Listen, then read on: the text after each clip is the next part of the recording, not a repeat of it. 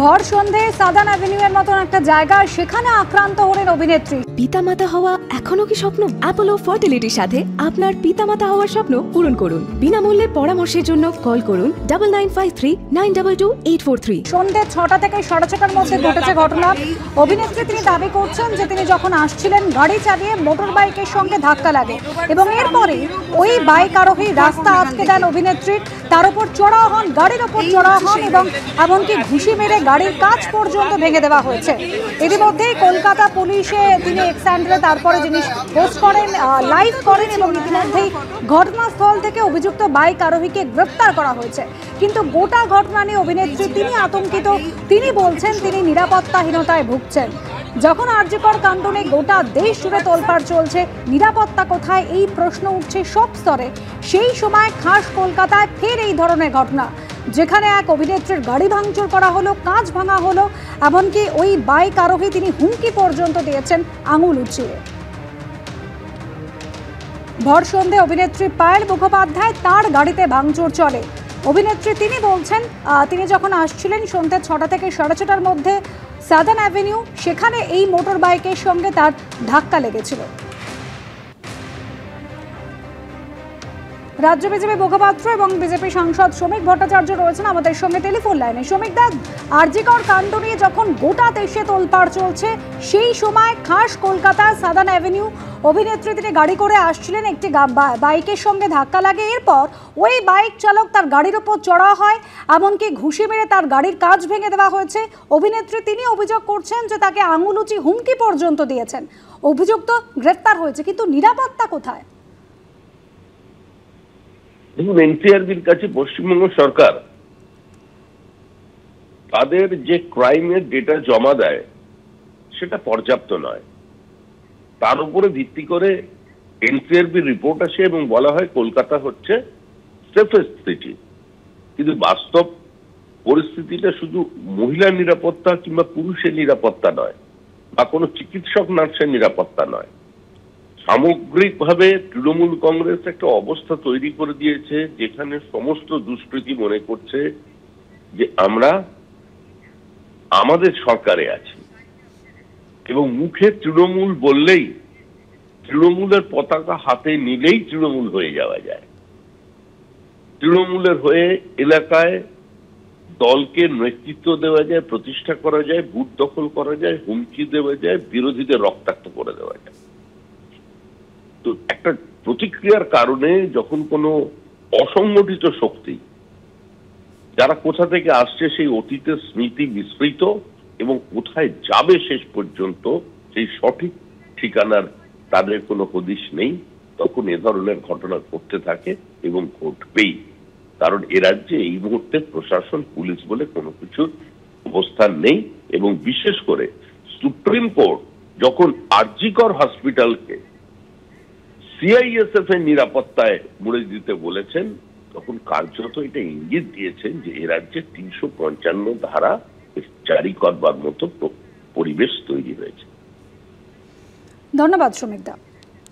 একেবারে ভর সন্ধ্যায় দক্ষিণ কলকাতায় সেখানে একজন অভিনেত্রী তিনি গাড়ি চালিয়ে যাচ্ছিলেন। তার দাবি তার গাড়ির সঙ্গে ধাক্কা লাগে একটি বাইকের এবং তারপরে বাইক আরোহী নেমে আসেন, গাড়ির কাঁচ নামাতে বলেন, অভিনেত্রীকে হুমকি দেন, এমনকি গাড়ির কাঁচ তুলে দিয়েছিলেন অভিনেত্রী, ঘুষি মেরে তার গাড়ির কাঁচ ভেঙে দেওয়া হয়।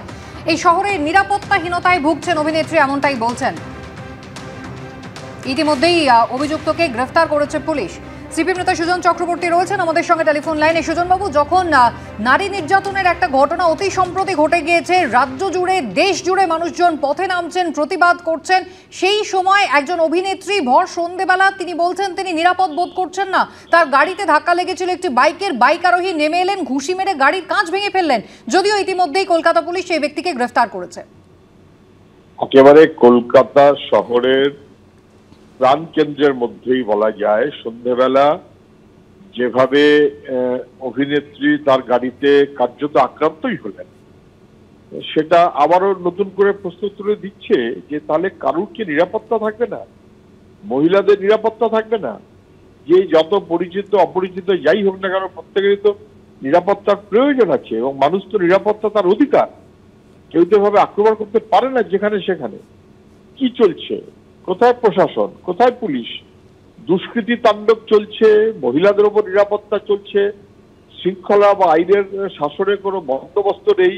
এইটা রাজ্যের প্রান্তে প্রান্তে, গ্রামে তো বটেই, শহরেও যেভাবে দেখা যাচ্ছে তার থেকে আন্দাজ করা যায় বা ধরে নেওয়া যায় যে গ্রামের আসল চেহারাটা কত ভয়াবহ। আরেকবার চোখে আঙুল দিয়ে দেখিয়ে দিল। সুজনদা, ধন্যবাদ।